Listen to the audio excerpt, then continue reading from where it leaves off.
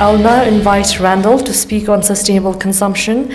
Randall is currently the strategic advisor to the CEO of Druk Holding and Investment, DHI.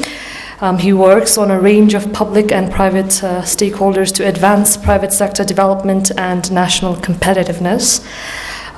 Prior to coming to Bhutan in 2012, Randall was the director of sustainability at the World Economic Forum, where he founded and ran a partnership on new business models for sustainable consumption. Welcome, everyone, and thank you very much for the opportunity to speak on sustainable consumption. I spent 7 years working on this issue, so I'm quite passionate about it. It's a complicated issue, I think, as you've already seen from the video. So I'm going to run through a few slides here, which are mostly just pictures, but just kind of talking about some of the different dimensions of sustainable consumption. So before I start, I think, as has already been pointed out, that Bhutan's in a very interesting situation when it comes to sustainable consumption. This is a country at a crossroads. This is a country that consumes so much less than the United States, so much less than Europe. You know, it's not right for other countries in the world to point fingers at this tiny country of Bhutan and say, you should consume less. So we have to be very careful at how we address this issue. I'm conscious that as a Chilip here, I have consumed more in my life than probably everybody in this room, just because of the lifestyle that I lived for most of my life in Europe and in the United States. And that's very difficult to change. It's hard to live in a society where everything around you is consumption-based, where you have to drive your car to go somewhere. And it's hard to live in that society and not consume. But we'll explore a little bit about how that works and what potentially Bhutan can do as it explores sustainable consumption. So first question, what is driving sustainable consumption? This was hinted at in the video. Two main things. One is population. Populations around the world are increasing.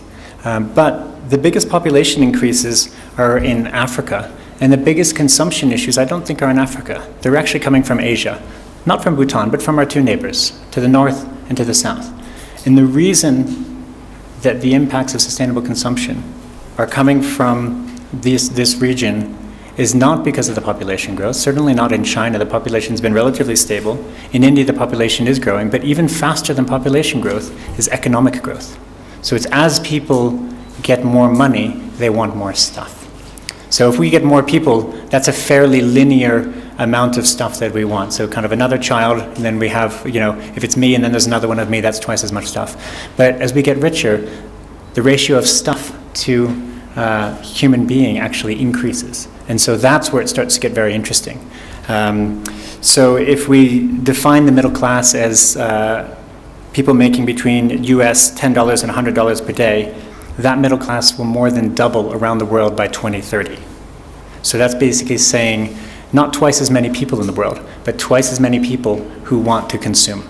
And that's the really, really big change that we need to be aware of. Next slide.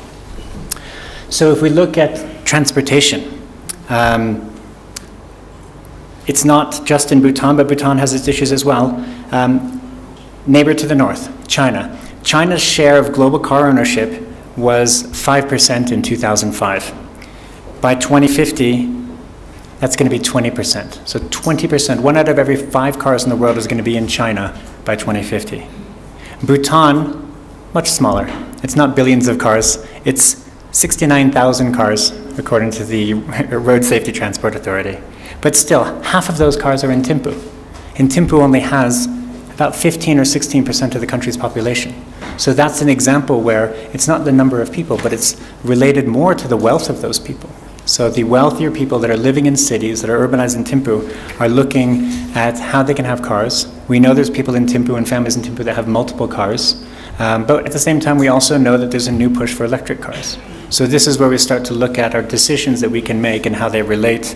So when we look at transport, yes, there's cars, but the real question is, what about buses? What about public transportation? I came here today on my bicycle. That's good for me, healthy. That's good for the environment. So there's other options that we can look at.